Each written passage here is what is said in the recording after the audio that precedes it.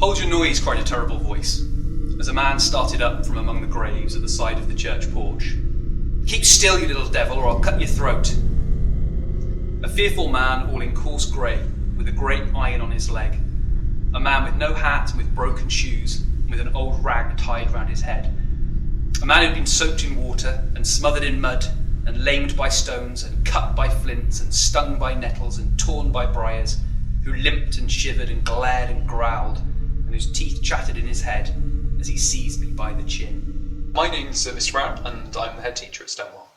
Well, I'm constantly reappraising which is my favourite book, but I've got to say that on reflection, probably I'd go for Charles Dickens' Great Expectations. Great Expectations is about a young orphan called Pip, who meets, at the beginning of the novel, at the graveyard of his parents in the Essex marshes, a convict called Magwitch, who is on the run, and Pip helps by providing with food and a file to get out of his chains, and how that chance encounter actually influences Pip's life from that point on. So the novel's really about Pip's journey from rags to riches, and how this encounter shapes everything that happens to him for good or ill. There are some brilliant characters in Great Expectations. Now, Miss Havisham is a character that Pip meets, who lives locally at the start of his life, who is constantly wearing an old wedding dress.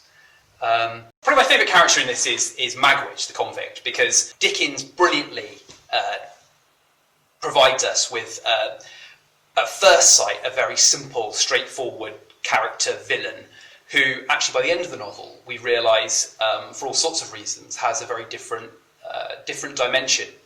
And that skill that Dickens has got of creating characters that are beyond stereotype, that are actually quite interesting and complex, I think is a real skill. So at once Magwitch is both scary, frightening, but by the end of the novel there's a real tenderness and a real warmth and depth to his character that I think is really interesting. The language can be quite difficult, but I'd say persevere with this book because it is absolutely worth it.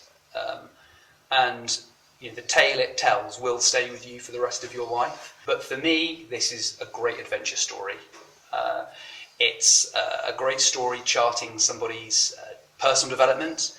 It's a story which is about social class, it's about fate, it's about how the decisions we make in life impact upon things that happen to us in a way that we could never foresee.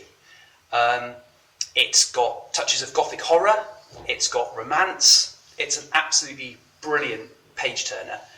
And what I also like about this is that it doesn't offer us a perfect fairy tale ending, so we get a real sense of life as a journey. And I think when I've gone back to this book over time, at different stages of my life, I've found something new in it every time, and I think that's what makes it so special.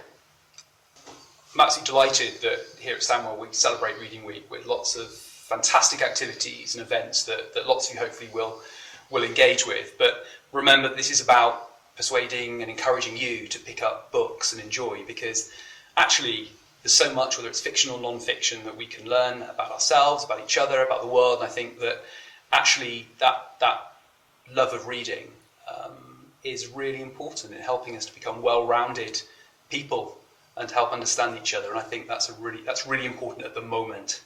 So whatever it is, pick up a book and get reading.